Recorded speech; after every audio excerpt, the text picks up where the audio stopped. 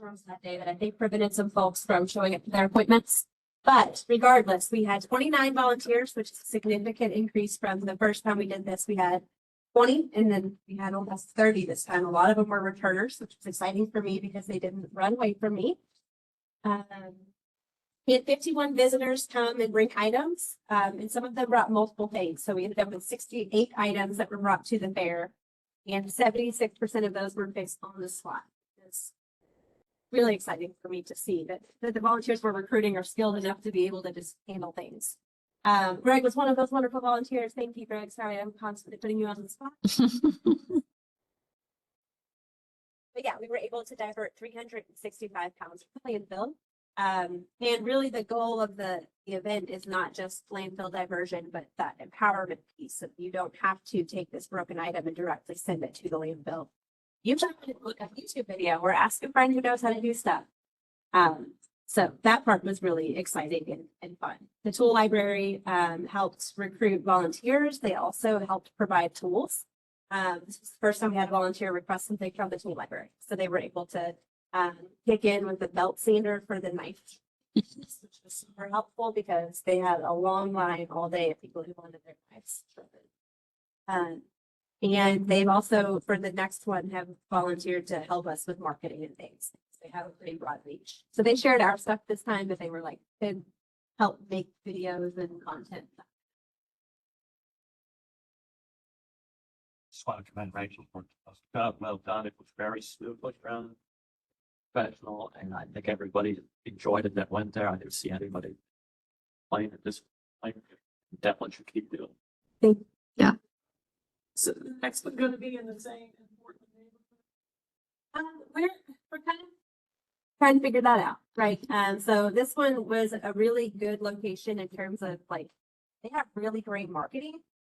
Like the Portland neighborhood, the community center is embedded in the community. So she was able to get me in to speak in front of the Portland Neighborhood Association. And then we were able to get into a newspaper to advertise. And there's the Portland Community Chat Facebook. So there's like some inroads to communicate that. And a lot of found when we looked at the visitorship data was a lot of people who came were from the surroundings. So it may be something where we do the spring one consistently in Portland and then the fall one consistently in another neighborhood just to build that, like, this happens every year and you can come in the same, so that initially I was like, you could pop around to different neighborhoods, but I think there's something to be said for that consistent presence. That I was residents know. going to add that the Habitat for Humanity folks who are based in Portland, they're building an education facility, including things like how do you fix a bad switch or a bad receptacle or a leaking faucet. But even if you didn't want to, it's not done yet. If you didn't want to shift your stuff to their venue, they can really help with publicity because they don't just get people in houses. They have a whole people who own their houses but are poor. That you're the person in charge of that. Thank you. So she can put stuff. I think we share some of our faith this year. We have an ambassador who works for them. I don't know if she manages that program or not. That would be awesome. Thanks.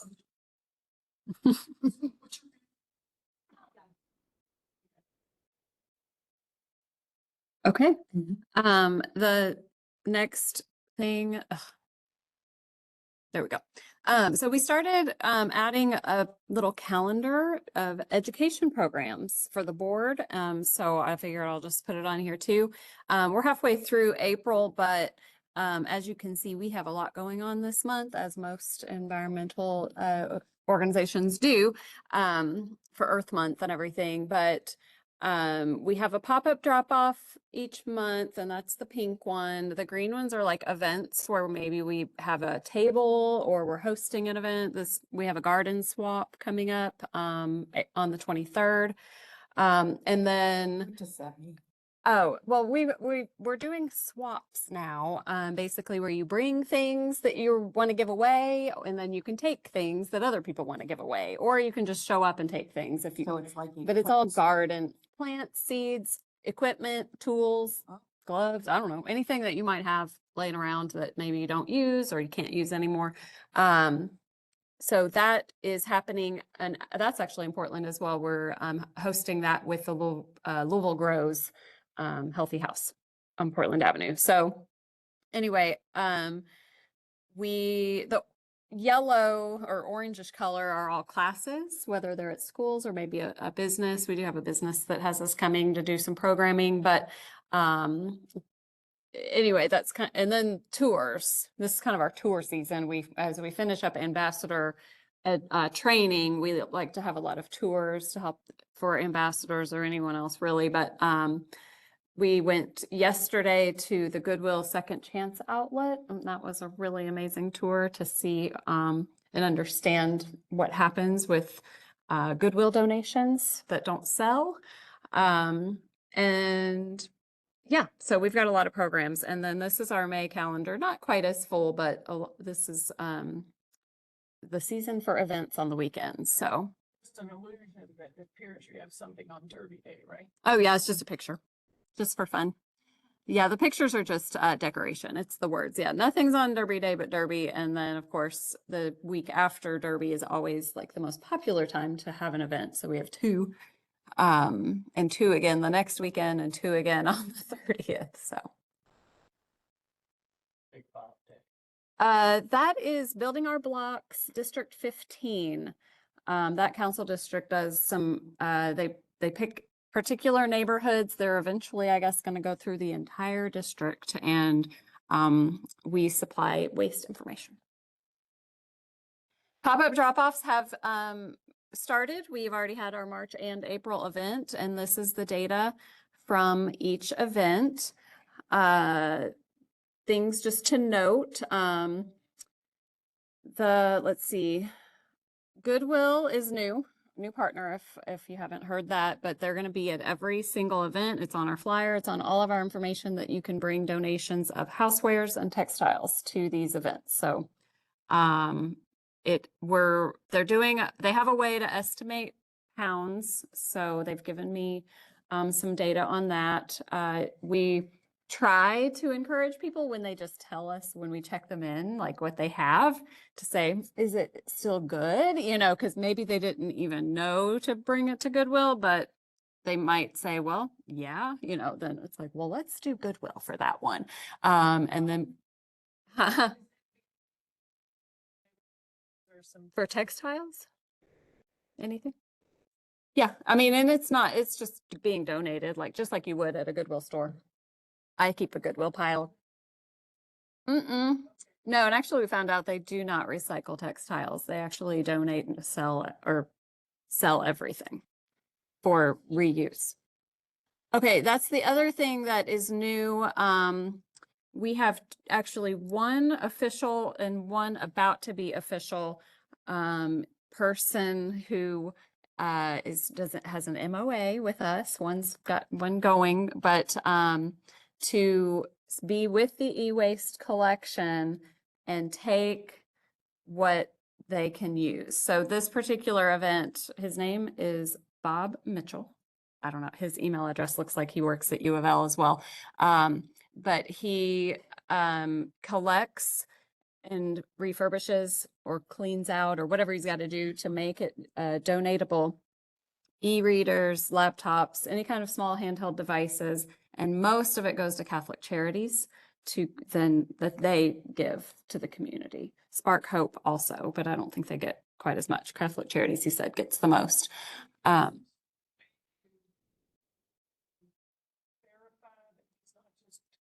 that's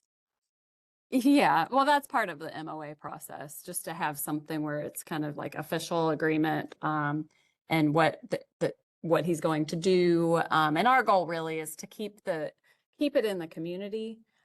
We tested it out last year in November just to see with the other person that's going to do the MOA. And just to see how it went. And he takes a little bit more than just the e-readers, but he fixes things up, has parts, and they're, I guess, going to connect and see if they can share, but they can both be on site. It's like, well, there's plenty to go around apparently. So yeah, the idea of rescuing it away from recycling, which reuse is better. And so it's not like on the flyer separately because we don't really know, don't know for sure that it can be donated. But Bob Mitchell wants to.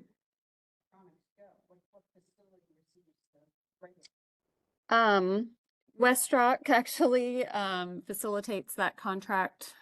And I think we're about to go on a tour of the place where it goes in Frankfurt. So getting that set up for recycling. Where, It's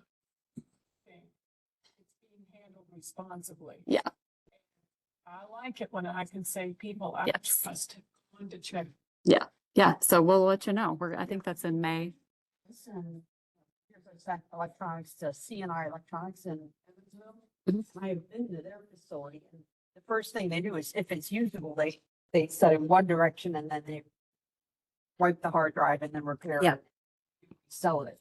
Yeah. But then otherwise they take it all apart, all the plastic goes there, the glass goes there, the Yeah. steel goes there, the copper. Keep stripping it down. Yeah, we'll find out more. But we know when we rescue it at the event, we know it's staying here in Louisville. So. This is our flyer for the next one. It's May 16th at Shawnee Park. So spread the word if you know anyone that might want to participate or would also be able to help spread the word. We try to get, especially the one in Shawnee, we know that a lot of the residents in the area hear about things in different ways. So we have a lot of flyers going out on this one. Somebody put me on a distribution list on my work address so I can give it to the person to put it on our website. Mhm. It's routinely. You can help on that account. Okay. You make requests for concrete, bricks, rock, like I don't know. Every once in a while, I get someone just asking me what to do with it, and I tell them it's the hardest thing to get rid of. that's something that could help with. but Yeah.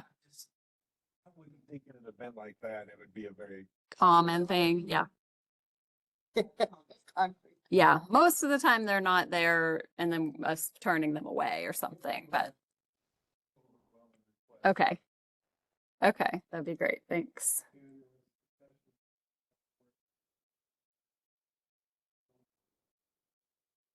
Yeah. Internally, not yet.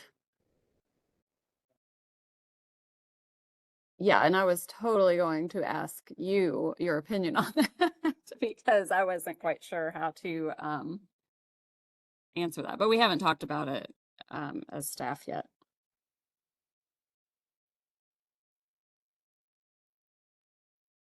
Yeah. Yeah. Hmm. It's a difficult situation. Are you talking about in regards to economics or are you talking in regards to the safety efforts? In this industry, it's a very, very problem.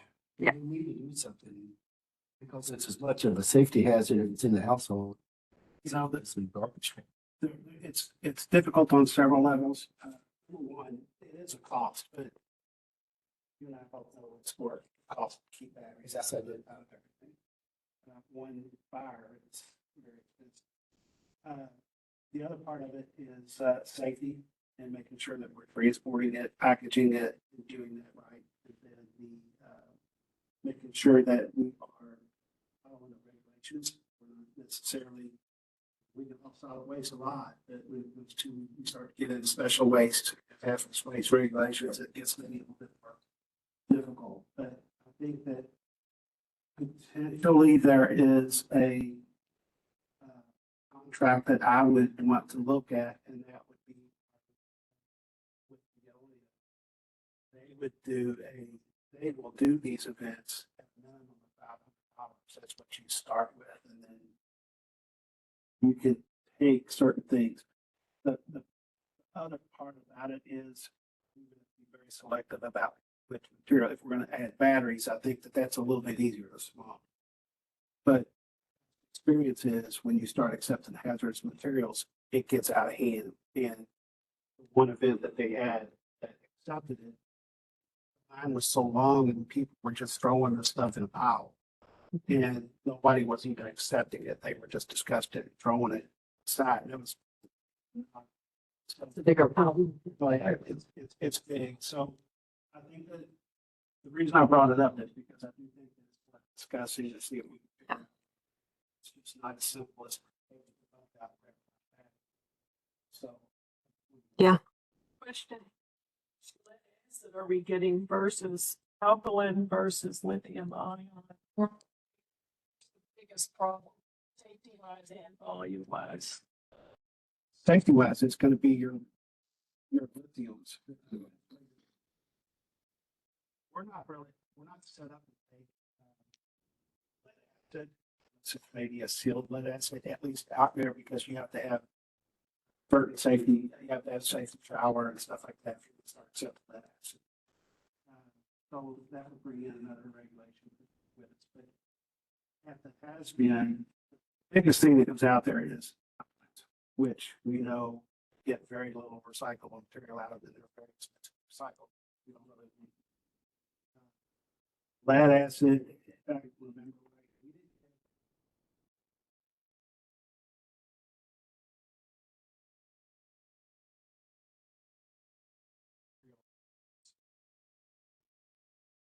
have. ICAD's probably similar to that. ICADS is another one that we get. Don't know what percentage that is. It's small. You're gonna have limited household use of those special kind of batteries, though. Most of those are industrial type batteries. Kind of in my house, but one taking back to Things get more battery operated.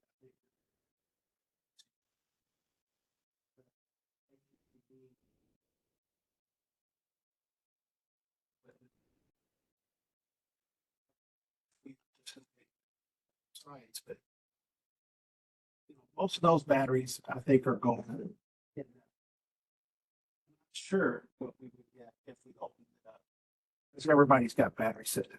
So it's a big.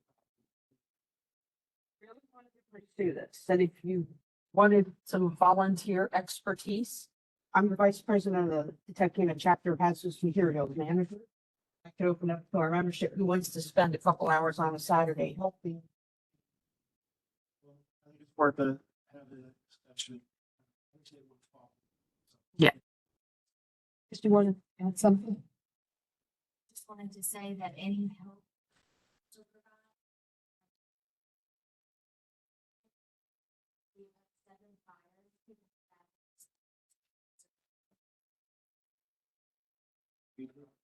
You had truck burn Two. If we do this, if we start collecting this, I would beg you all to take photographs of the piles or the bins and weigh it. Some organized event to go to the manufacturer and say, they have a right to produce this stuff, but you're pushing off the consequences to. Currently, we're actually.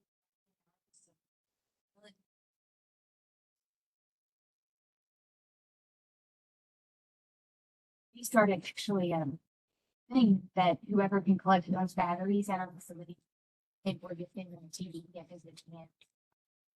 For them, so they're watching and they're trying to collect them, That's really. take pictures, they're gonna weigh it. To show how many batteries. A pile on that too, like we've been having a discussion around how like a lot of them are those like e-cigarettes and the vapes. It's like, you know, we could, as this committee and the one of my more start with discussion of what needs to be done with these vapes, you know, like that's at the vape shop level, whatever. We would really love to like get that ball rolling, see what, you know, a good plan of action is. We do have a pilot program to accept vapes at the, not sure how. But I think it's a much bigger problem that having. Something that.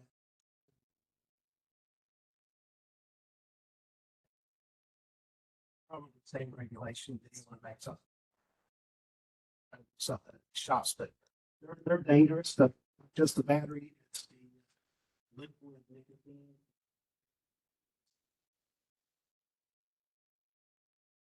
Yeah, I agree. Karen, I did have one question. The battery recycling, batteries that we have out. All to recycle. Is a take back. There's an opportunity to partner with them. We supply the boxes. Basically, we ship them back. We don't, they're all just rechargeables. That's the only Yeah. thing. And really, the biggest thing that we have to impress upon people is taking. That's where you're gonna have to, if there's a contact something that's not supposed to, that's how you get out of that. Require that you have to take.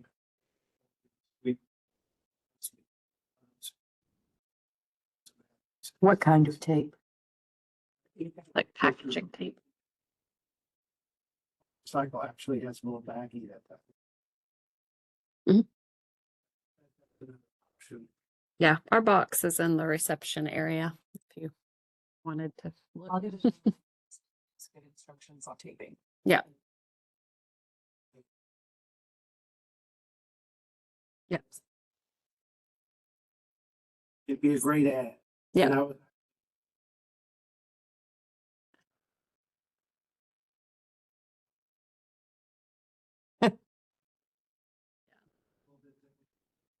I just. Yeah, I'll let you know if that comes up a lot, but maybe one's for one day only special. Okay, well, thank you. That's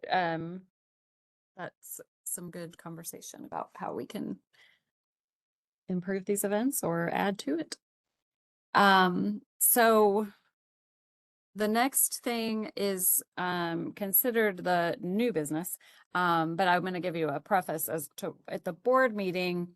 I actually shared some slides and some information about the conference, the resource recycling conference that Diane and I had gone to. And so I had a few slides. This was the recycling partnership actually, of course, they were at this conference and they had a really good session. And I had shared a few of the slides from their presentation. And so I ended up showing the board some of these things, but this had to do with improving community recycling. I thought they had some really neat, they do really good work as far as collecting data and being able to prove what's working and not working. And so they had some households that were already recycling, were mailers helpful, or they offered an incentive. It was like on request, but you could request an in-home bin, not a cart for outside, but like a bin to collect at home if that happened to be a barrier maybe for people or something to get people to be excited about starting to recycle. So they had some data about that. They shared this, which I would love to do. We just don't have a whole lot of partnerships with multifamily complexes right now. But it's just kind of a neat idea of getting people who live in that type in like an apartment complex that does offer recycling to be able to get that material to the dumpster on their way out, and offering a tote bag of sorts. Yep. And we instead, if we have we could also put on the bag. Yeah, that's true. Yeah. Thank you. Yeah, so that was one thought I had. We know that multifamily recycling, I think it's across the board, is not as participation is low, but and then this was just kind of like their ending through their presentation as to how to make change.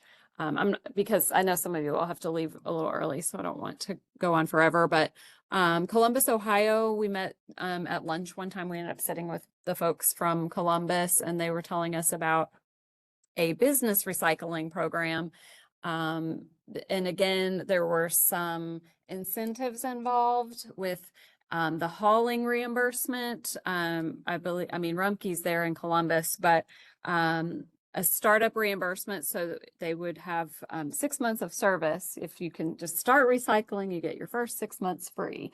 Of course, anything like that's going to be a partnership with haulers here, but having signage and indoor containers, things that we can offer to make the process easier or an incentive to even start, I thought was really nice. And they have a really good website as well that Diana is looking at for modeling our business outreach, because we do have our business outreach program going. We already have run into some barriers. And she brought a few of the cards that we have that we hand out to businesses if we're trying to kind of say, hey, we can help you.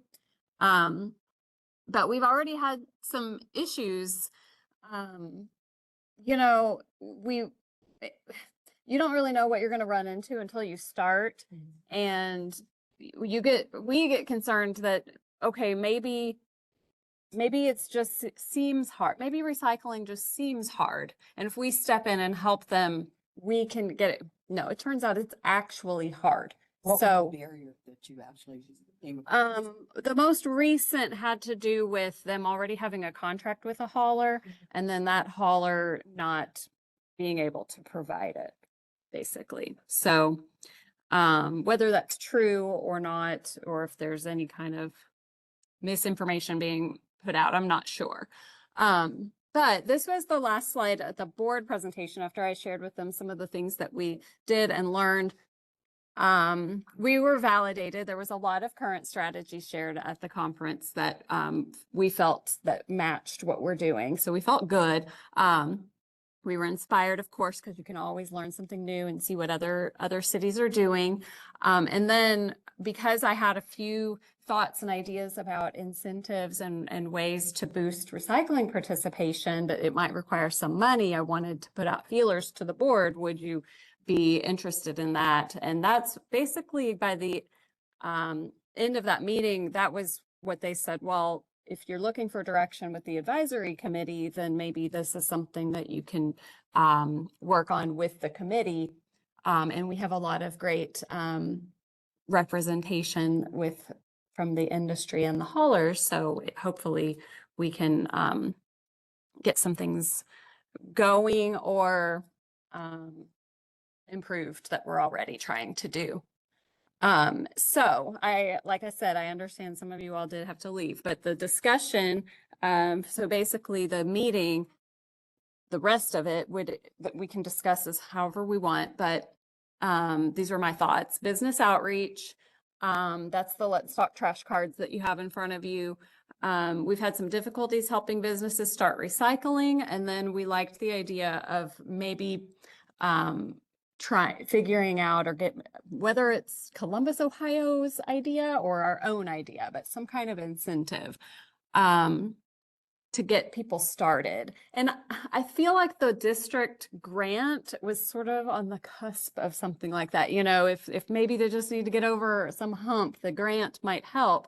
But in this way, I see it as not the grant, but another pot of money that might be able to be used just for whoever qualifies, you know, as a business, a for-profit business or whatever. And then with residential recycling participation, Rachel has been getting some preliminary ideas for a program to try to increase in the urban services district.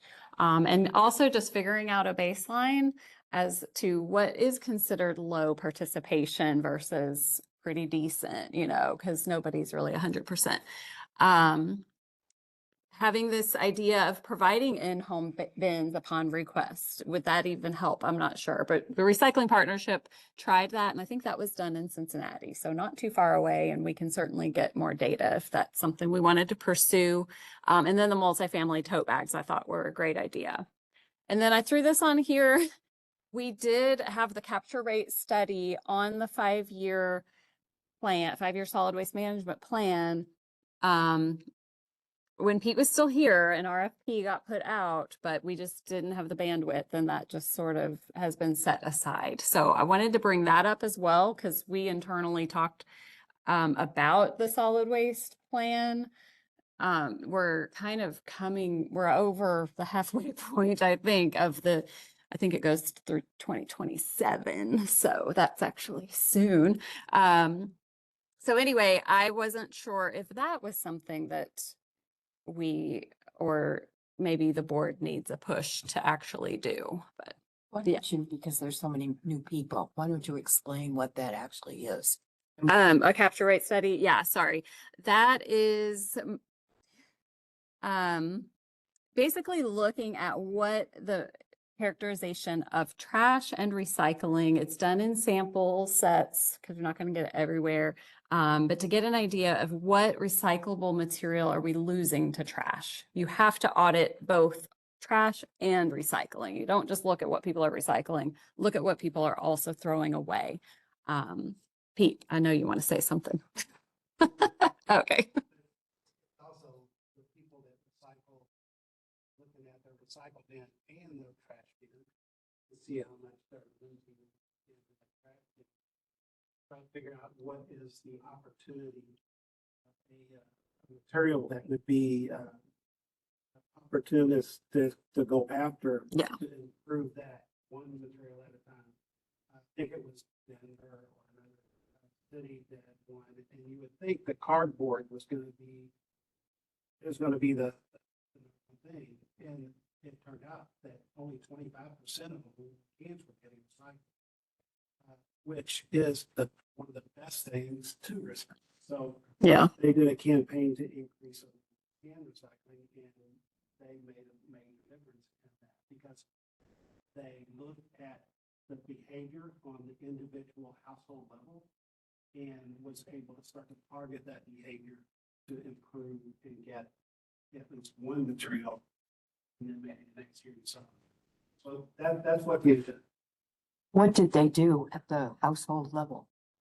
Well, you basically, when you do this, you select a certain number of households in the demographic that you're looking for.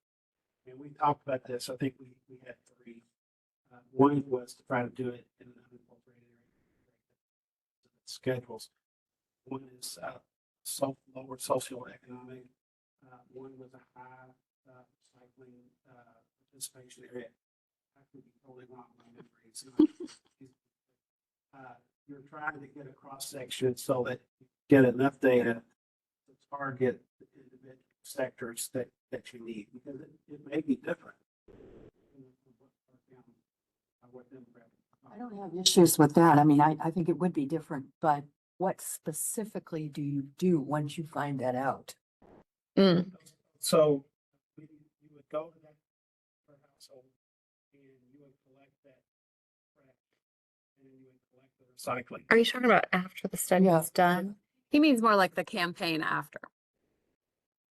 So like education campaigns, targeting a certain, I know with Denver, we could probably Google it and find some old stuff, but they did have like billboards and like their outreach campaigns were targeting cans. Now, I didn't do a deep dive to know if they were doing events or, what was being done, for big residential events and stuff. My question, when I think about it now, is what specifically, because you're exactly right, what would you do that we're not doing now?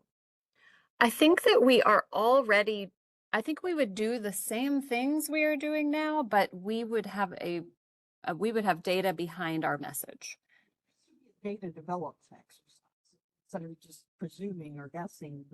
Yeah. Or- Yeah. Like for example, if Field Trip is our vendor, that's helping us make these campaigns. If we're focusing on recycling, they're doing some of our billboards or whatever, and our messaging has to do with if you think it's going to the dump, it's not. Like it's like the skepticism. We believe that that's a thing.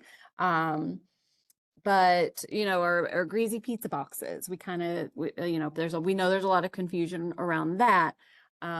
Maybe people not recycling because they think it's too hard and it has to be squeaky clean, you know.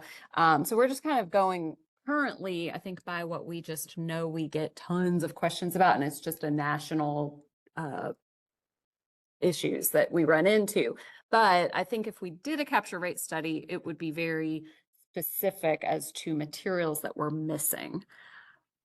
People to understand that it takes a lot of electricity to turn bauxite. ore Thanks, Greg. to a can. And you can get almost all of it back if you recycle it, in the sense that it takes, my data may be dated, but 5% of that energy to recycle it, it's insignificant. Again, my data may be old, but last time I saw data, we were throwing away enough aluminum cans to replace the domestic airplane fleet in this country every 3 months. See, I think that knowledge is terrific. I get to deal, but I don't think we're reaching anybody with our messages. I mean, I don't think that a billboard downtown is reaching anybody that I did. I don't like billboards anymore. Well, thank you. Well, you're right. Knowledge is not always the answer. It's really behavior change. Yeah. But you kind of have to know what's going on to drive that behavior change. And that's another part of the recycling partnerships. What they've done and what they shared at the conference was they went into households and really got to know people and their recycling habits and to better understand the decisions they were making and why. So I don't know. I mean, this might mean that maybe we should contact the recycling partnership again, you know, for some expertise on what we do, but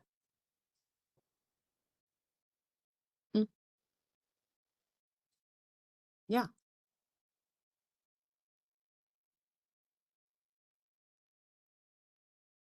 About the study, the Denver study, so what they did is they just, about aluminum. They did mailers, they did billboards, it was all aluminum cans, and that was kind of their, So it was like a focused Yeah, message. yeah, very focused message.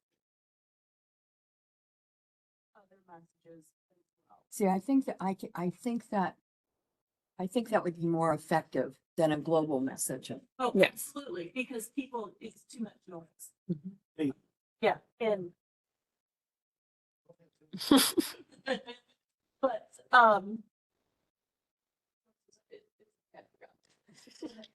That was a good answer. Thank you. Thanks, Dan. I think it's gonna, the opportunity for us is like on a recycle rack program. Put something with this to say, you know, this is the thing that we want to focus on. I don't know if we can see more aluminum cans when we do a recycle rack. The second, or third review. But that's not very good. Also, if we, I know we can audit periodically of certain routes. If you couple it with, hey, this route here had this amount of cans. In our behavior, we found that there's at least 75% more cans available here. Let's focus on getting the aluminum cans where they need to go. So I think that there's opportunities here when you. Well, actually, they've been doing the tag program in Prospect. And the feedback I've got so far is very, very positive. And I'm impressed with the dashboard that you sent around. I mean, we are actually getting data. It's not just big numbers or things that don't mean anything. I think that's why the capture rate study is so important. Thanks, Because Mike. it may not be aluminum cans. It could be, hard boxes or, paperboard. Yeah. Anything. Mhm. And that's why that is so important. So we know what to concentrate. Actually, I think that though it needs to be, which is what you started with, it needs to pick specific areas to look into so that the data is real that we're getting and not a composite of something. I think you use every piece of data that you can get. What's going to the recycling center. Concern I have about aluminum. That's the extent we've talked about. And this is based on when I ran the first drop-off center as a teenager. So that's a yeah, exactly. Thanks, Bob. See the number of people who showed up, backed up their car.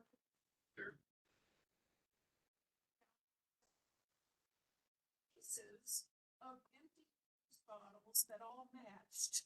And then would tell me, now, honey, I had a coffee and I didn't drink all this. They were very concerned about. Yeah. Makes me wonder, we have what, a 10% incidence of alcoholism? It makes me wonder if those people are more inclined to throw their stuff in the trash so their neighbors don't see the rate at which they're generating this stuff. I don't know, but I'm gonna go look at my neighbor's trash tomorrow.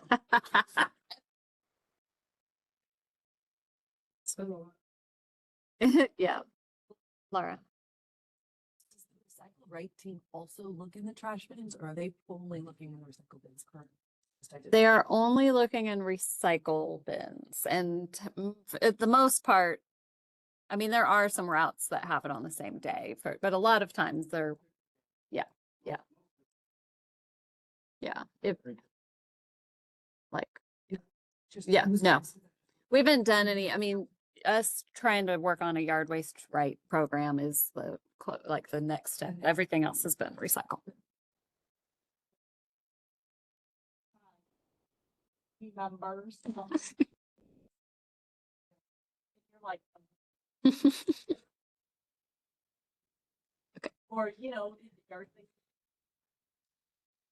Again. Sarah Lynn, did you have a question? I'm looking at this card. Yes. Yes. And I find that the word audit causes fingers to tighten. Teach myself to use assessment. Okay. Well, to think about doing something like Okay. that too. And the other idea I have is, I think, if I experience, people will listen more to their peers than the government. And it's especially true in the younger generations. Not really interested in what their professor with a PhD thinks. They want to know what their peers think. Just dumb. It would be cool if we could get companies who have participated in this program and have successes to offer case studies for other businesses to see how this company saved on their dumpster bill. This company caused their employees to feel more engaged or Yeah, whatever. yeah. I think that'll resonate more. Yeah, and that's our goal, is to have case studies. It's hard to complete. I think, I don't know if we've not completed everything, but yeah.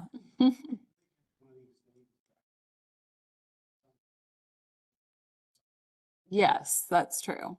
Yeah.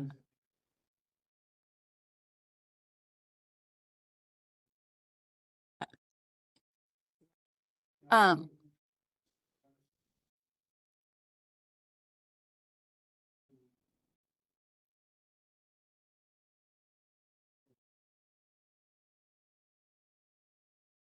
so let's talk whether it's business or residential, whichever way you want to think about it.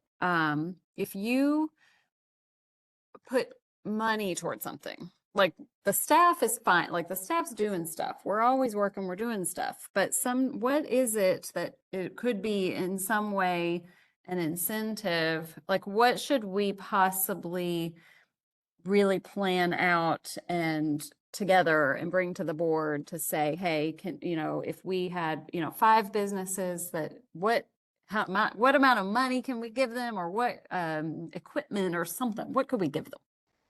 Why do we have to give them something before we know what to do?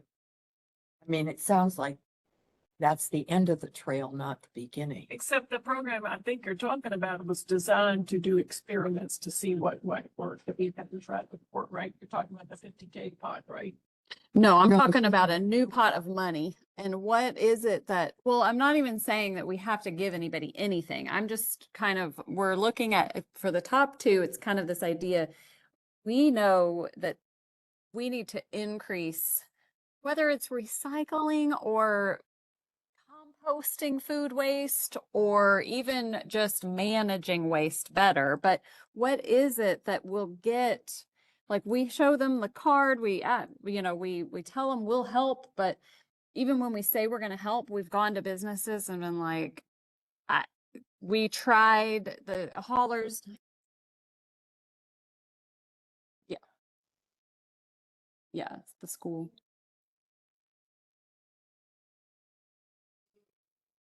switch from single-use lunchrooms, cafeteria stuff to reusables, but they don't have a dishwasher. It's like 17 grand for them to get a dishwasher, they said, or so Yep. that's a barrier. So that's something. Right. And in that case, we've definitely told them about the grant and there may be other opportunities for them. But I guess, yeah, I think I'm more looking at ways just to get people started. Something as simple as having a bin to put in their office where they can take their cocaine. And throw it in the box. I guess. I think that you almost like trying to use it as an incentive to get somebody to pay attention. Number one, if we're trying to get new recyclers, if we was to give them an inside thing, a quick start recycling guide, and say, we've got you covered for 6 months of this, then you have another new recycle. How much that would be, I don't know. Yeah. To get out of that, don't know. But it could be that you start with just an inside container and saying, can you sign a pledge that you'll pay? But if you give them an inside container and they don't have that facility in the end to pick up that I mean, Yeah, it has it to feels have the like- outside container. it's like just buying something like a tote or a bin isn't enough consideration to make something really effective. It's the suggestion to put the addresses of the drop-off centers on there too. Yeah, and that- Search that ask people to do stuff like this, to make a better world for their children, and some will respond to it, and to leave, land untouched for future generations, and some will respond to it, and you can tell some people it's going to save money, and some will respond to it. What they respond most to is what their neighbors are doing, Mhm. or dumbass sheeps. Interesting is to print signs, maybe only this big, or stickers or something. I go to too many parties where they forgot to set aside anything for the aluminum and the glass versus the landfill trash, much less the waste. Be cool if we could offer people signage. Say, if you're getting ready to have a party, call 311, ask for the party signage thing. And include a survey. Did this help your capture rate? Because if we could get a couple of people going to the party to get the other ones, at least the other ones to sort properly, it'd be more durable than anything else. One of the things that brings to mind is Costco. I love Costco's trash cans. They're two. Landfill, recycle, one trash container. Yeah. You pick which one it goes into. That's right. Yeah, it really, that by itself makes a difference because I watch standing there or they've got their little kid there. Now, and so there's a learning experience going on. I've got two ideas. One was when we do the takeaway events and this, that, or the other, we give away these reusable shopping totes, which either people are going to use them or they don't. They'll always take them, whether they use them or they don't. It's just a tote that says, recycle on it. I really like the idea of the tote intended to take your recycling with you as you leave the house, whether they're going out to the dumpster at the corner of the apartment building, whether they're driving past the drop-off at Redwood Field or something like that. If we just simply switch the totes we're already giving, which is a plain, hey, recycle message, to something maybe a little larger, and help them say, use this for this. And if they want to, Yeah. direct, and we could say, what, this is 10. So I really like that idea. Yep. Needs durable materials. Yeah. Yeah. The addresses of the drop-off locations and all that. Now, to follow up on what you were saying, one of the pet peeves I notice, like I go to professional events, a meeting, a conference, a luncheon, whatever, at these fancy hotels or convention centers, whatever. Cans everywhere, but venues don't have side-by-side recycling receptacles, and it drives me absolutely bonkers and batty. But carry my stuff home.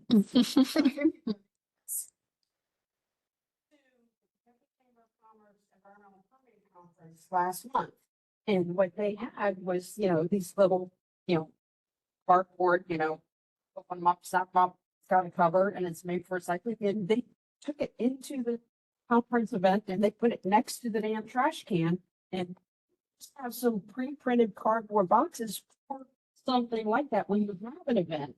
We have. It's already set up for recycling. Yeah, those exist, but I don't know that anyone has ever bought them. Well, they wouldn't have. It's for special events, they're for outdoor. Yeah. But the idea of, yeah. Yeah. Yeah. Yeah. Right.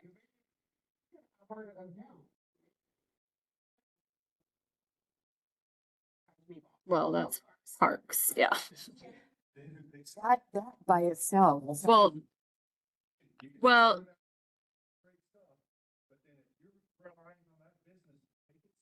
yeah. Yeah.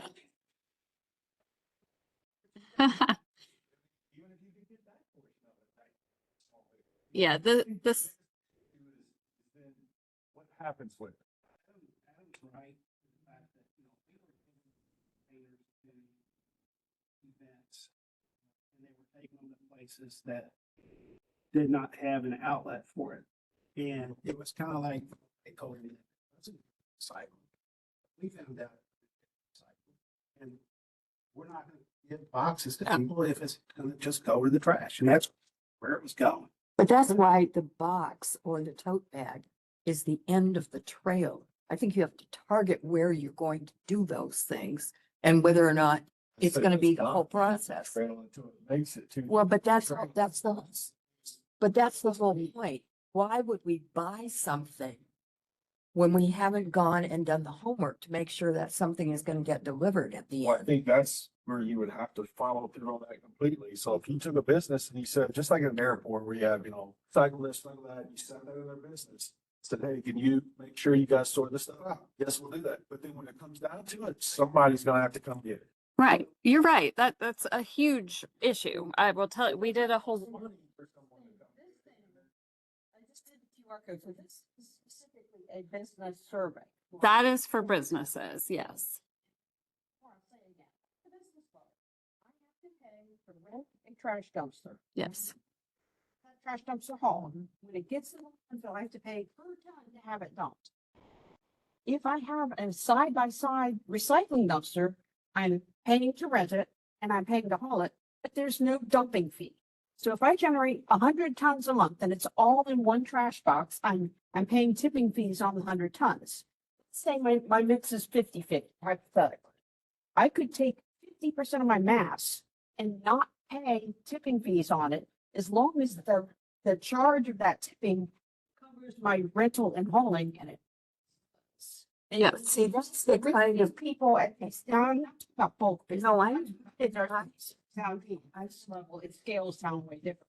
You've got to tell them that house. You can't just hand them a bin. Well, I- Sandra, you got hung up on the bin, but that's not what we're doing. We're, Another business, and you could make the case that, look, maybe you don't realize that everything going to the landfill pays a tipping fee, but if you were sending it to Murph, you don't have to pay that. There I is don't know that that's true in every, no, it's not, well, single stream recycle.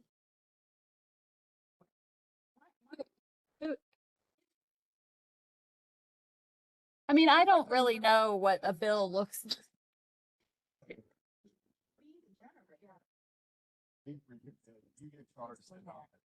yeah, there's tipping fees everywhere. It's just, is it all inclusive? Cause you've got a front load dumpster and you pay. on my ones. I could pay this much to send it to Outlook. I can have this much to send it to Smith Creek. I could pay this much to send it. It's the trip fee is essentially the Yes. same. Yes. They're not upcharging the recycling. Correct. And they're not upcharging the box. It's $70 a month to rent that, $70 a month to rent that, $70 a month to rent that. That's not hidden in The there. goal is to have the recycling and the yard waste fees to be less than landfill, but there is still processing fees on all Yeah. that material. It's now at the residential level, then you get in all this, cost of services. Yeah. thing. Example was for business. Right. Business level, I save money for every pound I can send to the. So- But there is. I just want to be sure that that's clear. But they're not charging it back to the generator. It's in there. Just want you to understand, it's active. And that's what you always like. Absolutely. Absolutely, If you're, because they should. it also matters what. The material, Screen yeah. as well. Yeah. It'll be a whole lot different than 90% plastic. Straight up mixed commodities, take the cardboard, aluminum, plastic art. It's mixed screen. You basically do an analysis on the screen to see much values in there. And maybe we get a deduction of some of your. I've had Republic, I've had Anytime Waste, I've had Waste Management, and That then copy your.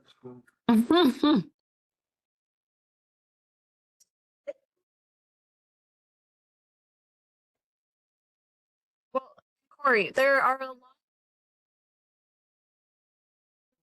Difference. Yard front load dumpster, there is no way there would ever be a tip fee on that because there's never going to be a weight. Your individual material, but trust me, that there is a processing material cost. 20 and 30-yard boxes of my stuff to Murph.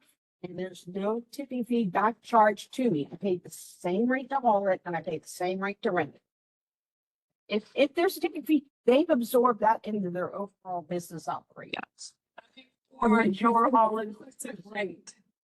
It's absolutely an incentive for me to divert it because I'm not paying charge. We're saying the same thing with that. Yeah. Absolutely. Same, only different. So I want to circle back to the recycling inside of places recycling. You know, the Recycling Resource Conference won't do without having a recycling. When they came here, tell them. But they manage it and they have a captive audience that are recyclers and people follow it. You get into 90%. People don't follow that. We offer in Metro that hundreds of events a year, and we were providing recycling inside to incentivize it, and we were charging anything for it. But what we found out was people were taking them and they were saying that they would do it internally. We even gave them a guide to do it inside of your where the place is. And what they was doing that, so they would just take them and put them into the trash. They would put the recycling into the trash. It was to the point where it was not. Want a permit for a public event in Metro Louisville, the contract or whatever says. No, it is for free if with it. But for that reason, we're not just giving them away because we know not everyone's going to use them. Yeah, but yeah, if they want to recycle, then they're going to receive the boxes, the clear bags and the dumpster the separate dumpster to put it in. So our guys know that this was separate. Lori, did you have something to say?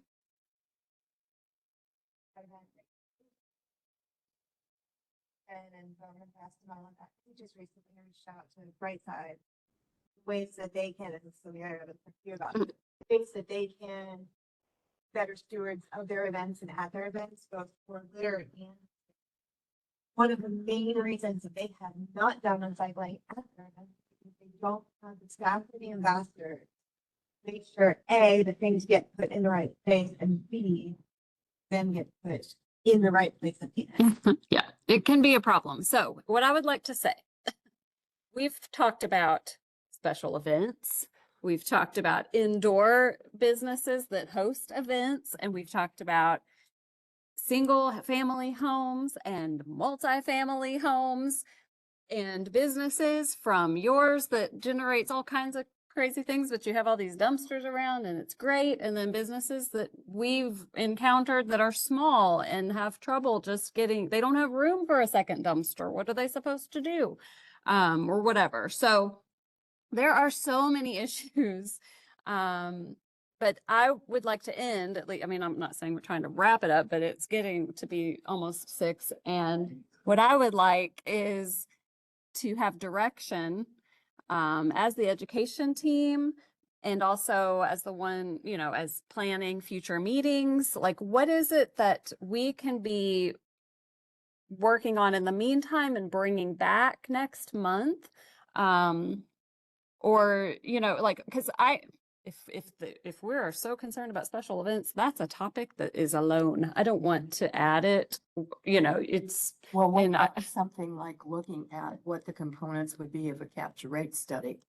What would be the specific areas that would get looked into and how would they get looked into? I mean, that sounds like it would be much more specific than, That was discussed, and I would say go back to the minutes. It's because it was all pretty much worked out. Yeah. He was led, he came through this committee and the board, and we just never launched. so maybe we should have that coming up for our May meeting. but I will say that the capture rate study, as much as I love the data that we will get from it, I don't believe that it is data that drives increase in participation. No, but it would allow us to target what specific areas and what we needed to do in those areas. I agree. That was in the bucket of people that recycle and whether they recycle well. It's really kind of our first target bucket. We had the really great recyclers who are avid recyclers and tell us that we're doing it. You have then you have the people that recycle, but they don't recycle well. And then you have the people that didn't recycle at all. And you have to attack each one of those very differently. With this, I see that I don't see, but the last one down there, hey, new recyclers. For residential planning, a pilot program to help increase participation. That was based on ideas that were shared at the conference. And that was upon request kind of thing, like in that urban services district, everyone has that recycling paid for through their taxes. So it would provide giving some kind of incentive to get them to think about it.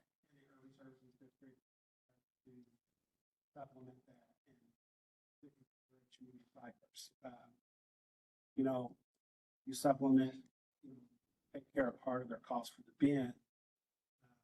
And then you give them a quick start guide, then you've got a new recycler, which is what we want. Yeah.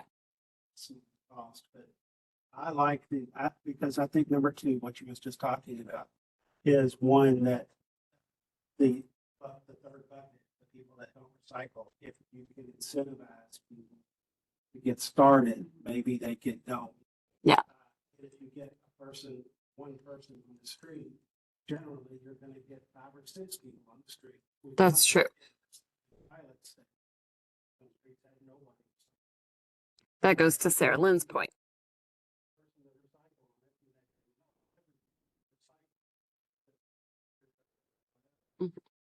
Psychology. But if we could get using a bin as an incentive in maybe working with the hauler to get a rate for the program, or us supplementing that. If you got 1,000 new recyclers, that's a pretty good amount of recycling. That's what I'd like to say. I respect this all being kind of presented at the same time to again help us guide what's our focus this year. But to reiterate Pete's point, a capture rate study is to improve your existing recyclers, and from I think it's relatively known we don't have a high level of participation of recycling across Louisville Metro. There's a lot of room to improve in getting new recyclers as you tag them, and that can be both business and residential. That's where I think the focus and in terms of success really could come from this year. And not to say that a capture rate study wouldn't be beneficial in the future, Like, let's get more people on board and doing it, and then. Then we'll delete the live with capture. it. Best we can with it. It's expensive, like. The capture rate study, yeah. Basically. Yeah. And, yeah.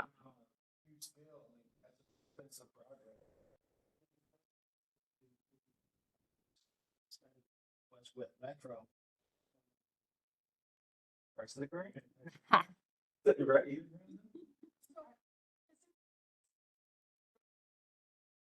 Diversion study, right? It's looking at is akin to who and how much, but not the why. Is that what you were trying to say? Like it would say it's recycling how much in this neighborhood, this neighborhood, this neighborhood, but it doesn't explain why the differential. Is that your concern? You mean the capture rate?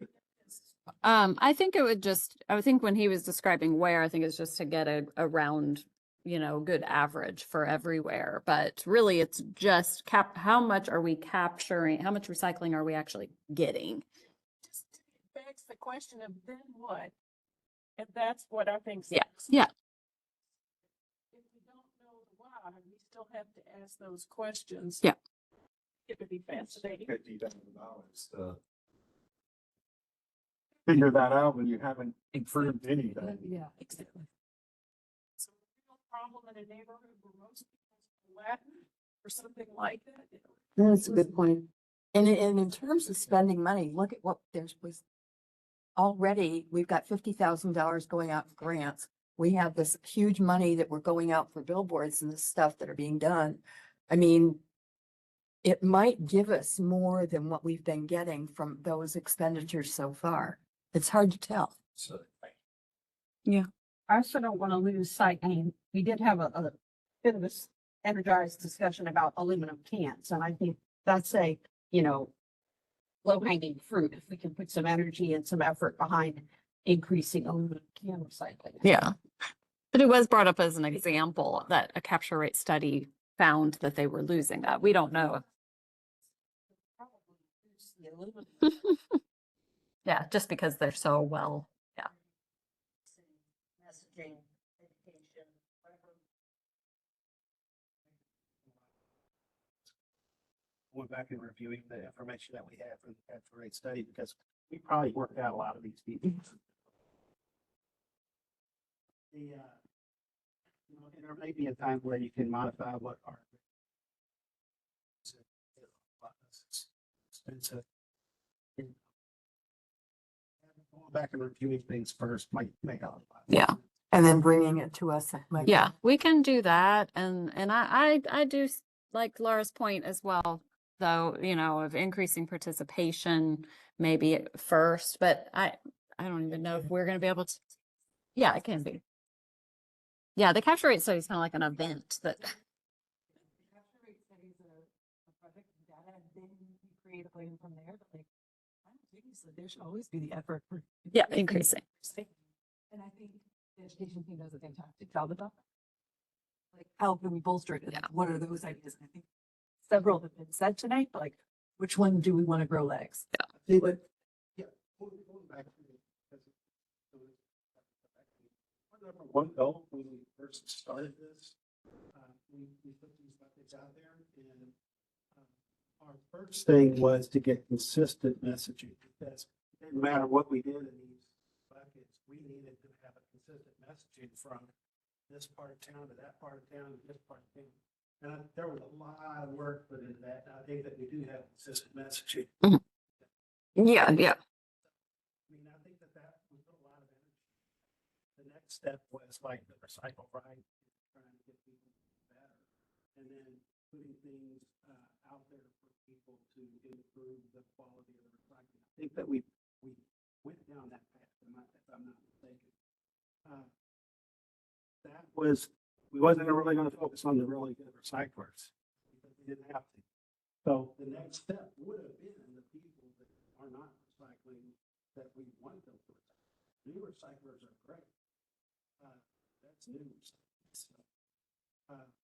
that's, I think, where we need to focus. And I do think that doing something like this, you could work something like that into there. We gotta find a way to incentivize people to recycle. The cost of services study plays into some of this. It's costing people to do these things and, you know, it's kind of put in the cart, before the horse, whatever, we don't know what's going to happen.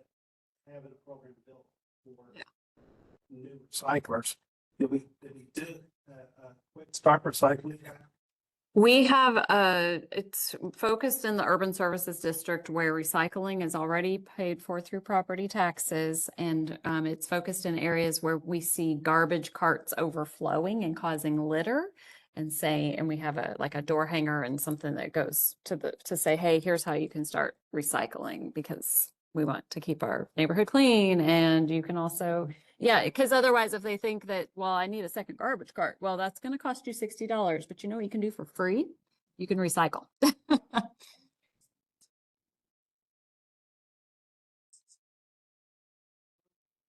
Yeah, that's true. Yeah. Good.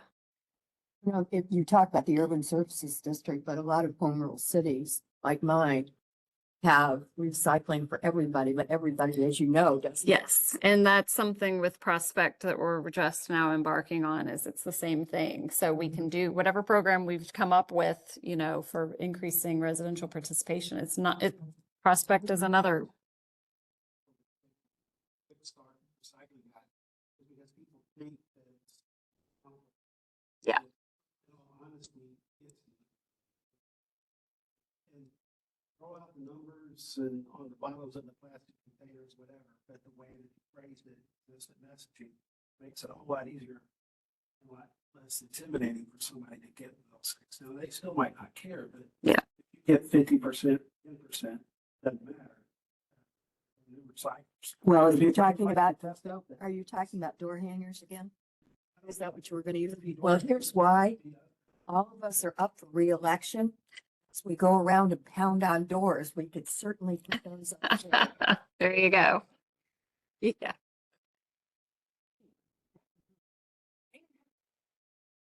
You're speaking with your constituents about what are the top concerns. Oh, and here's also. It's a lot better than saying vote for me because I'm nice. Yeah. Jake, did you have something? Yeah, this is my first meeting. So I'm mostly listening, catching up. But in terms of just peer cities and examples of other folks that have done well, has Columbus done well in this regard? I guess that's very specific to like the business outreach. Yeah, I think their program's kind of new. Other cities are there other cities that are similar to our size? Yeah. You know, we could reach that have shown success. I know this is like the typical government official say, let's find a peer city. But seriously, Yeah. that's what I'm curious about is there a peer city? And then how much, and if they found success, You're right. they put X amount of money into a marketing campaign. And if so, what can my department potentially help with? Yeah. On marketing? What can I try to lobby for within the executive branch? You know, I'm just coming in and in the past year's budget, we had some money left on the table and I think there's creative ways to use it. And, we have a $31,000 contract for the Partnership of Great Cities that I think we could be utilizing more. Yeah. So all to say that I would love to try to be a help. Yeah. You will. Yeah. No, that's Bring us their cities and the information of what people are doing. It fits perfectly the recycling partnership. Yeah. So many cities across the country. Okay. They have so much of that. Things have changed a lot since we really engaged them the first time. Yeah. Having them and doing a refresh of what they learned and cities, I think would be really good. And it's awesome data, awesome people. yeah, that might. It's like a golden city on the hill. That's just back.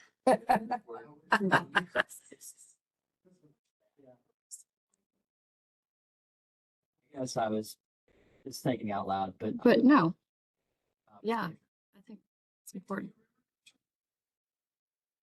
The other day in front of my staff that I keep encountering plastic without the chasing arrow symbol on it. And one of my staff said he heard on, I think, public radio, the guy that invented the chasing arrow symbol is campaigning that the plastics industry take it off their products because most of it's not getting recycled. And he thinks it's misleading to the public and doesn't want them to mislead the public. And I'm hoping that's not true, but I see his logic. Have y'all heard any of this? I believe it's true that, but maybe for a little bit different reason. I think it confuses people. I think by going to the consistent messaging of containers, bottles, and the simple truth, if you put these in there, it'll do it. The recycling facilities, they have the optical scanners and the ability to, because that's what they would actually put their, they're saying this is this type of material. Or recycling facilities. It's a little bit different than it was when you. They just need to know this is container. That's also not the chasing arrows. It's a triangle that is a resin indicator. Okay, no arrowhead on it? No. It is not the recycle symbol. Well, It's, it's, it is just universally, thought of as a recycle. and the guy who invented it. The big oil was like. Use people, yes, they could use so much. That's what also started recycling this big oil. They would keep very good enough and. That's an indicator, so. The polymer, what kind of polymer, yeah.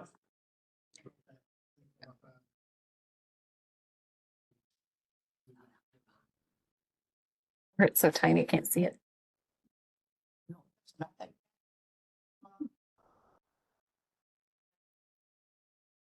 That would no longer allow those labels to be on any packaging that is not recycled. That becomes effective, I think, in the. And only in California. And only in California. And that means though, but if California wants an item from, say, Tennessee, and it's on there. History has come a long way. It actually. And the spectrophotometers for the evolution of recycling. Was talking about that today about. Is it natural jugs? Oh my gosh.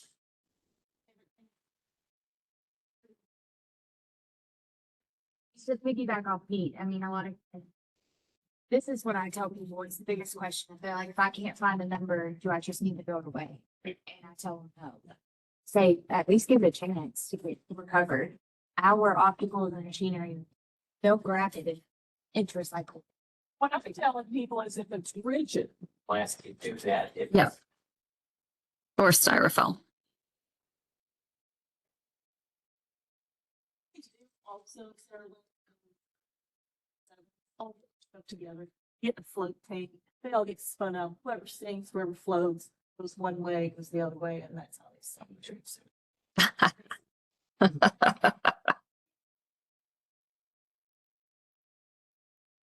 That's what they were for, you're absolutely right, yeah. The more restrictions you put on. Like I do with whatever education. Has.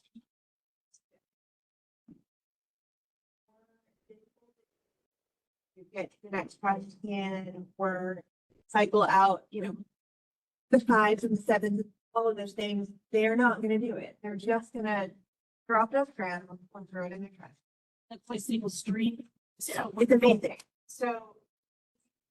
Make it. Do it. Like they were gonna get. Cyclers.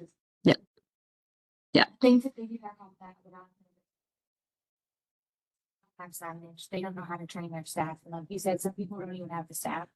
If you all do provide bins to anybody, whether it's a residential home. Or.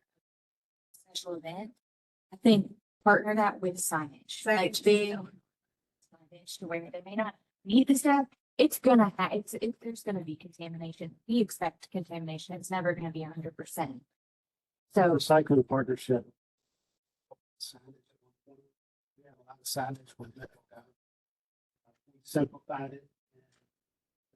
Cyclers got upset because it's Detailed enough, yeah.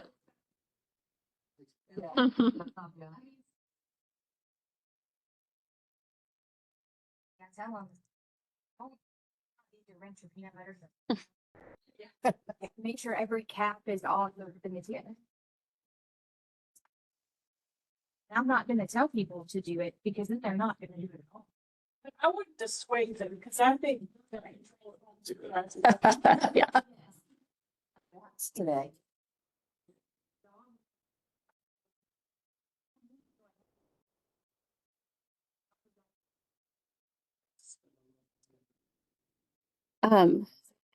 Jerry, public input, I guess we can go ahead and say.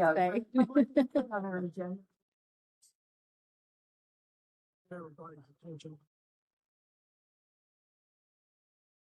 Everybody aware of this first thing.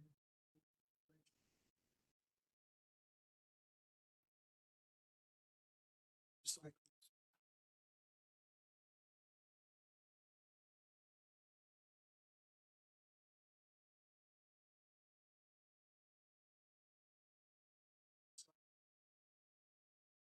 difficulty finding.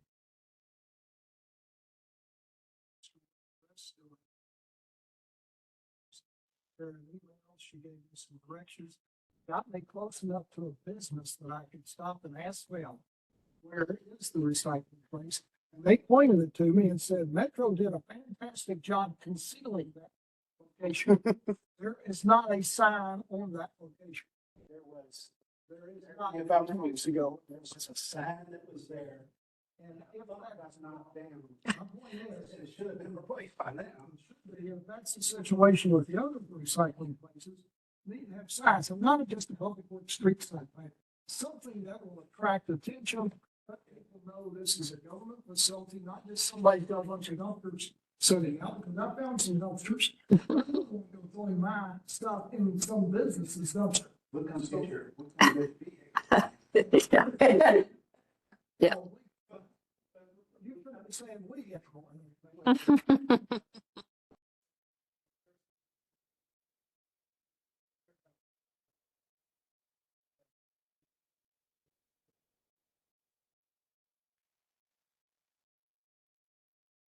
Yes, thank you. Yeah.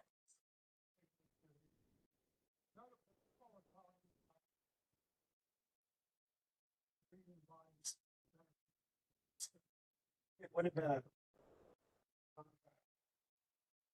fair contract.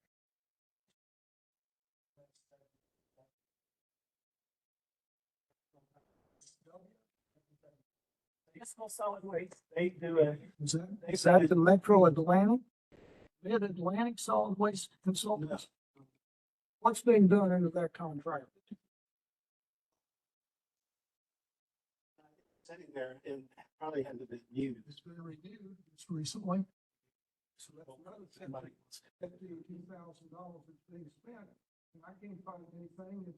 Like you spent, or was it just? It's not been spent. Chairman of the 109 board and this mayor recently renewed that contract. That's how can I do it? Doesn't necessarily mean that it utilized. We're spending $52,000. Don't know what the contract's being used for. It's not being. I'm trying to go public record. I don't know. $52,000 has to be allocated in the budget. That doesn't mean that the money is. Contract and don't have it. We haven't signed a contract. That You want a copy of the contract? There is a contract. It's a contract. Actually has probably been rolled over. probably expired. 2 years.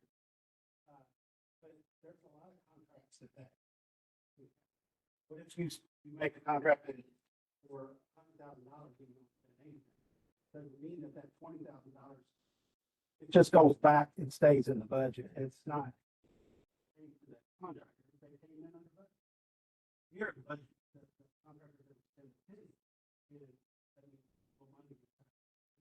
But what activates the thing being spent? Things get initiated and done. Even then, they'd have to issue invoice Yes, that. payment. Sir.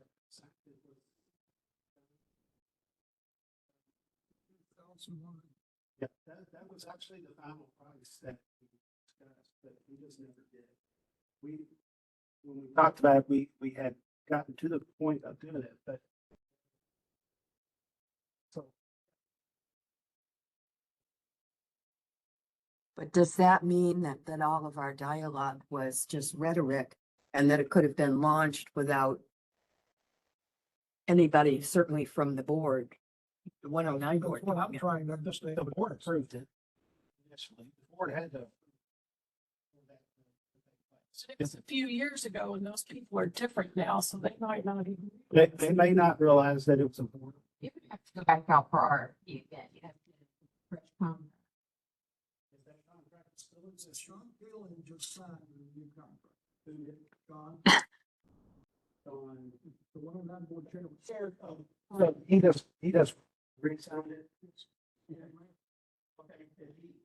Lots of times what they do, and this is just the way the budget system works, is you have a contract, they give you a notice and say, hey, do you want to renew this contract for this next year?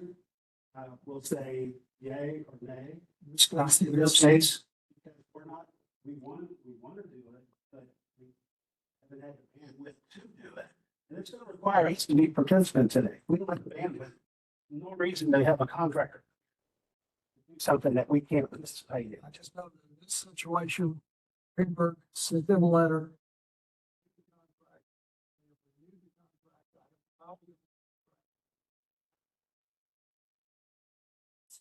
Does the contract say it was a capture?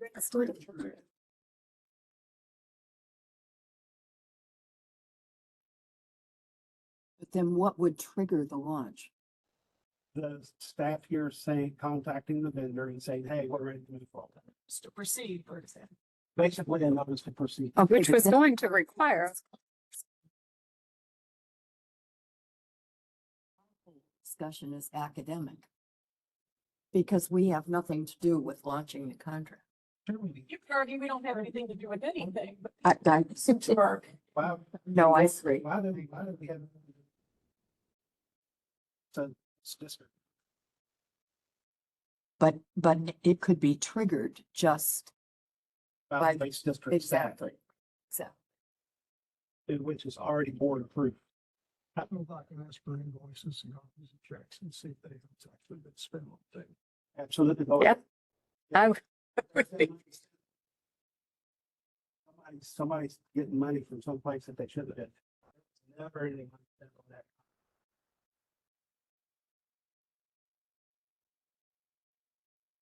Get a contract and I can't find it.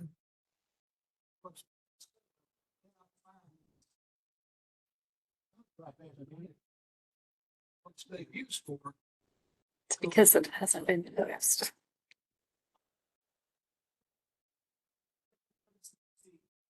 If you do, you're not gonna get paid, so. It's actually common. Contracts was As a lawyer, I don't expect to. lots of roads. Sarah, who generates the notice to proceed? This case, it would be these folks, staff. Yeah, and They wouldn't do it without the. From the board. So otherwise, the board's gonna say, what are you doing? But the board would never know. To be clear, all staff are education and we are not signing contracts or doing anything like that.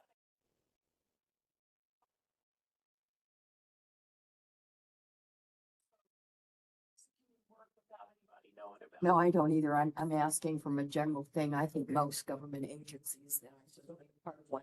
Yeah. and the government renewal process is as simple as, hey, do you want to renew? Somebody at OMB contacts the person, hey, I need to see that you still are in compliance with all these rules. And, do you want to continue the contract? Because they have to say, yeah, we'll still do it. Right. See, in these other cities, when everybody agrees, it gets renewed. It doesn't mean that there's a start date to be short, but if it didn't get renewed, we would be back to square one. And here we are talking about doing it. And we would have to start all over. again. That's all right. It's going down the path that it needs to go. We started talking about it tonight. All the old files, do we want to do it, do we not? Then it is budgeted. Because we made that promise. Just to business, some contract, and we don't have obligations. We would sign that contract.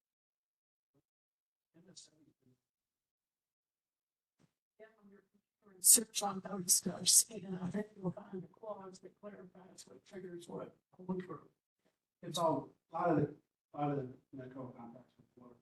The way that it lets you do this or that, but a vendor, if they want to kind of do certain work with us, if they business. So, and MSW Consultants, a firm that has done this all over the country and even outside of the country.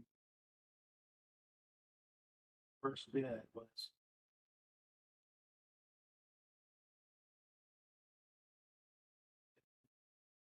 $50,200. Metro doing a lot of work. Physical work to make that happen. You don't have the bandwidth to start. We are 14 minutes past our time for leaving. Quick announcements, the Paris Garden Show is April 19th, the 109 board meeting is April 22nd, which is next week. And our next meeting is May 20th. Does anybody else want to continue or can we have a motion to adjourn? Thank you, Anne. Is there a second? Thank you. We have 2 seconds. All those in favor? I'm sure no one's opposed. I saw your hands. Thank you.